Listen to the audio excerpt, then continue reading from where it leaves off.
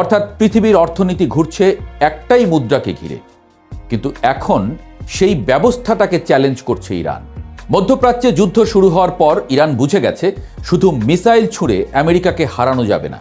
কারণ আমেরিকার শক্তি শুধু সামরিক নয়, তাদের সবচেয়ে বড় শক্তি তাদের অর্থনীতি। আর এই অর্থনীতির প্রাণ হলো ডলার।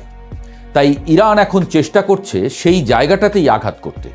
প্রথম ধাক্কাটা এসেছে হরমুজ প্রণালীকে কেন্দ্র করে।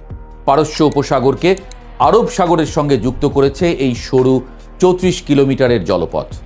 কিন্তু এই সরু পথ দিয়েই পৃথিবীর প্রায় 20% তেল পরিবহন হয়। প্রতিদিন প্রায় 20 মিলিয়ন ব্যারেল তেল এই পথ দিয়ে যায়। ভাবুন, পৃথিবীর প্রতি 5 ব্যারেল তেলের 1 ব্যারেল যাচ্ছে এই একটি পথ দিয়ে। যদি এই পথ বন্ধ হয়ে যায় তাহলে শুধু তেলের দামই বাড়বে না, পুরো বিশ্ব অর্থনীতিতে অস্থিরতা শুরু হবে।